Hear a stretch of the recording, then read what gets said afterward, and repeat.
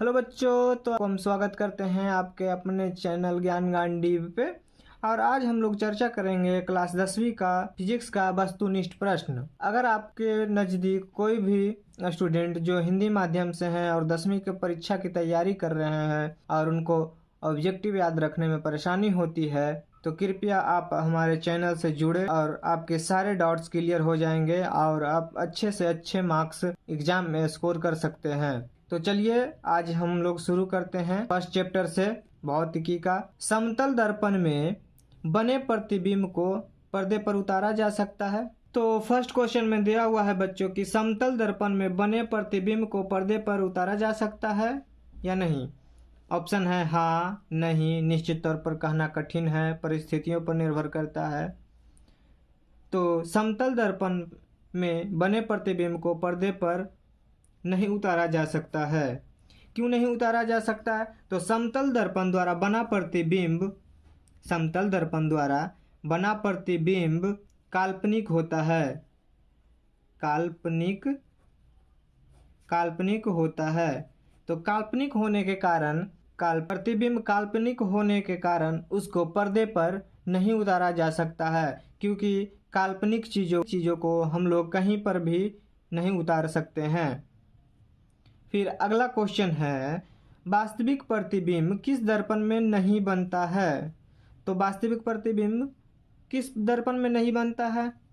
तो समतल दर्पण में। अवतल दर्पण में आपका वास्तविक प्रतिबिंब बनता है और उत्तल दर्पण में काल्पनिक प्रतिबिंब बनता है, और साथ ही साथ समतल दर्पण में काल्पनिक प्रतिबिंब बनता है।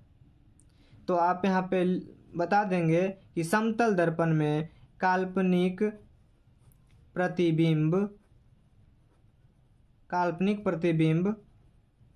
बनता है। वास्तविक प्रतिबिंब किस दर्पण में नहीं बनता है? समतल दर्पण में नहीं बनता है, क्योंकि उसका प्रतिबिंब काल्पनिक होता है। तो वास्तविक प्रतिबिंब किस में बनता है? तो अवतल दर्पण में। क्या बनता है? तो वास्तविक प्रतिबिंब। आप लोग याद रखेंगे कि कैसा बनता है। जो एग्जाम में आपको क्वेश्चन घुमा कर भी पूछा जा सकता है। अगला क्वेश्चन है, दंत विशेषज्ञ किस दर्पण का उपयोग मरीजों के दांतों का बड़ा प्रतिबिंब देखने के लिए करता है। तो डेंटिस्ट, दंत विशेषज्ञ अवतल दर्पण का उपयोग प्रतिबिंब को बड़ा देखने के लिए करते हैं, क्योंकि अवतल दर्पण में बना प्रतिबिंब वास्तविक और बड़ा होता है, इसलिए अवतल दर्पण का प्रयोग किया जाता है दंत विशेषज्ञों के द्वारा। अगला क्वेश्चन है, प्रकाश के परावर्तन के कितने नियम हैं। तो प्रकाश के परावर्तन के कितने नियम हैं? तो प्रकाश के परावर्तन के 2 नियम हैं। पहला, आपतन कोण। क्या? आपतन कोण बराबर होता है किसके? परावर्तन कोण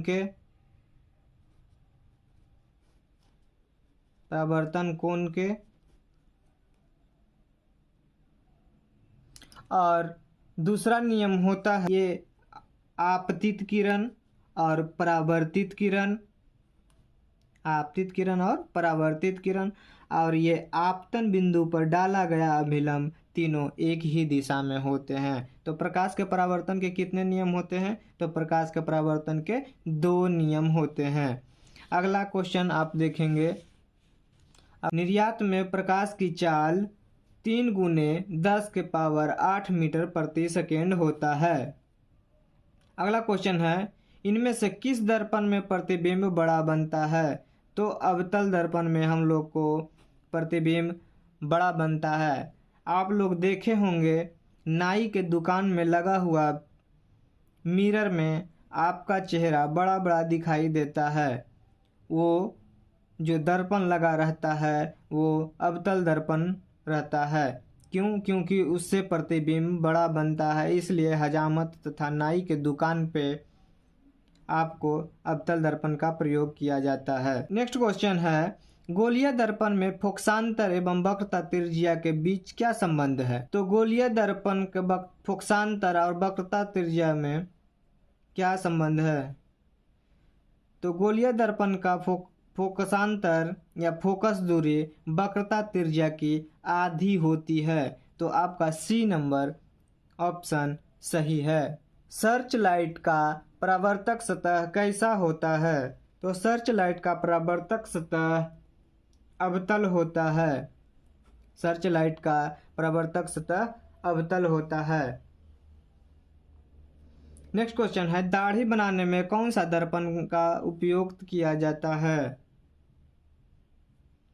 तो दाढ़ी बनाने में कौन सा दर्पण? अभी कुछ देर पहले हम लोग बात कर रहे थे कि दाढ़ी बनाने के लिए हम लोग को अवतल दर्पण का उपयोग किया जाता है। क्यों? क्योंकि इससे प्रतिबिंब बड़ा, वास्तविक बनता है। अगला क्वेश्चन है, दर्पण सूत्र है, इनमें से कौन सा दर्पण सूत्र है? तो 1/v + 1/u = 1/f, जहाँ v प्रतिबिंब दूरी और u आपका वस्तु दूरी और f आपका फोकसांतर है या फोकस दूरी है। अगला क्वेश्चन है, किस दर्पण में केवल आभासी को हम लोग काल्पनिक भी कहते हैं। आभासी को हम लोग काल्पनिक भी कहते हैं। तो क्वेश्चन है, किस दर्पण में केवल आभासी या काल्पनिक प्रतिबिंब बनेगा? तो समतल और उत्तल दर्पण में हम लोग को आभासी प्रतिबिंब बनता है। अगला क्वेश्चन है, गोलीय दर्पण की फोकस दूरी उसकी वक्रता त्रिज्या की क्या होती है? तो अभी कुछ देर पहले हम लोग बात कर रहे थे कि गोलीय दर्पण की फोकस दूरी उसकी वक्रता त्रिज्या की आधी होती है। क्या होती है? तो गोलीय दर्पण की फोकस दूरी उसकी वक्रता त्रिज्या की आधी होती। अगला क्वेश्चन है कि उत्तल दर्पण में बना प्रतिबिंब हमेशा होता है। तो कैसा होता है? उत्तल दर्पण में बना प्रतिबिंब हमेशा काल्पनिक तथा छोटा होता है। इसका उपयोग हम लोग बस या गाड़ियों के साइड मिरर के रूप में किया जाता है।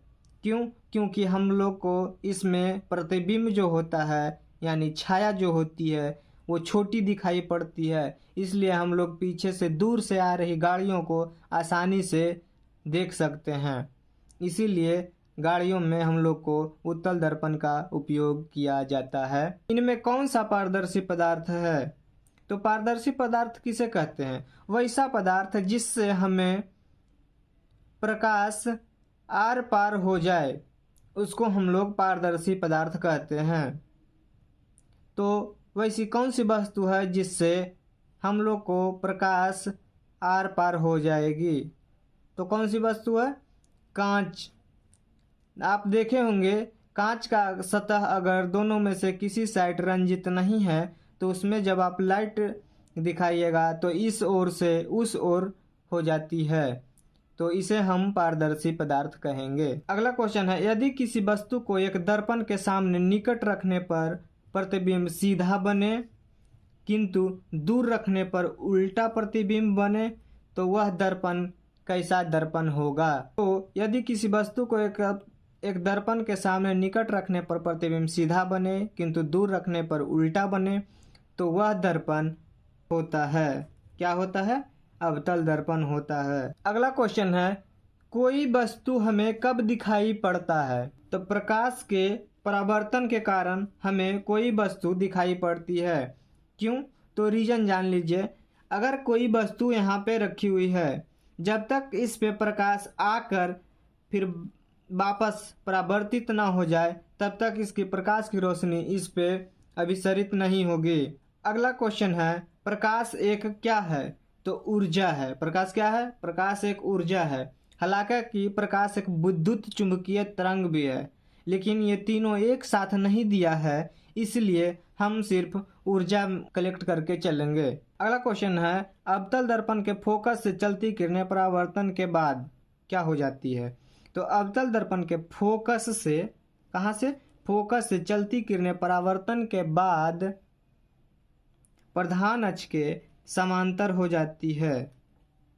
क्या हो जाती है? तो प्रधान अक्ष के समांतर हो जाती है। अगला क्वेश्चन है, उत्तल दर्पण द्वारा बना प्रतिबिंब होता है, कैसा होता है? तो उत्तल दर्पण द्वारा बना प्रतिबिंब हमेशा सीधा होता है, सीधा और काल्पनिक होता है, सीधा और काल्पनिक होता है। फिर अगला क्वेश्चन है, समतल दर्पण द्वारा बने प्रतिबिंब को पर्दे पर उतारा जा सकता है? तो नहीं। क्यों नहीं उतारा जा सकता है? क्योंकि समतल दर्पण द्वारा बना प्रतिबिंब हमेशा काल्पनिक होता है और काल्पनिक वस्तुओं को हम लोग पर्दे पर नहीं उतार सकते हैं, इसलिए समतल दर्पण द्वारा बना प्रतिबिंब को पर्दे पर नहीं उतारा जाता है। अगला क्वेश्चन है, जिन पदार्थों से होकर प्रकाश पूर्ण रूपेण गमन करती है क्या कहलाती है? तो पारदर्शी।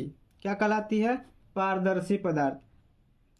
वैसा पदार्थ जिससे प्रकाश पूर्ण रूपेण आर पार हो जाए उसे हम लोग पारदर्शी पदार्थ कहते हैं। ये प्रश्न थोड़ा देर पहले ही हम लोग चर्चा किए थे। अगला क्वेश्चन है, एक गोलीय दर्पण द्वारा बने प्रतिबिंब का आवर्धन ऋणात्मक हो तो उसका प्राप्त प्रतिबिंब कैसा होता है? तो गोलीय दर्पण द्वारा बना प्रतिबिंब हमेशा उल्टा होता है। क्या होता है? उल्टा होता है। अगला क्वेश्चन है, सोलर कुकर में व्यवहार किया जाता है, सोलर कुकर में व्यवहार किया जाता है कैसे दर्पण का? तो अवतल दर्पण का उपयोग किया जाता है। कैसे दर्पण का? अवतल दर्पण का उपयोग किया जाता है। फिर नेक्स्ट क्वेश्चन है, मोटर गाड़ी के चालक के सामने कौन सा दर्पण लगा रहता है? तो उत्तल दर्पण लगा रहता है। उत्तल दर्पण क्यों लगा रहता है? तो उत्तल दर्पण के द्वारा बना प्रतिबिंब काल्पनिक और हमेशा छोटा होता है, तो छोटा रहने के कारण ड्राइवर या आसानी से पीछे से आती हुई गाड़ियों को देख सके, इसलिए वहाँ पे हम लोग को उत्तल दर्पण का प्रयोग किया जाता है। क्यों? क्योंकि उत्तल दर्पण द्वारा बना प्रतिबिंब हमेशा छोटा होता है। फिर अगला क्वेश्चन है, वक्रता केंद्र को सूचित किया जाता है। वक्रता केंद्र को हम लोग किस चीज़ से सूचित करते हैं? तो वक्रता केंद्र को हम लोग सी से सूचित करते हैं। क्वेश्चन है, वक्रता केंद्र को किस से सूचित किया जाता है? तो वक्रता केंद्र को सी से सूचित किया जाता है। अगर आपको ये वीडियो पसंद आ रहा हो तो लाइक, शेयर एंड सब्सक्राइब करें और अपने दोस्तों के बीच शेयर करें ताकि आपके साथ साथ उनको भी इसका लाभ मिल सके। आपको ये वीडियो देखने के लिए बहुत बहुत धन्यवाद। Thanks. This is Ashish signing off.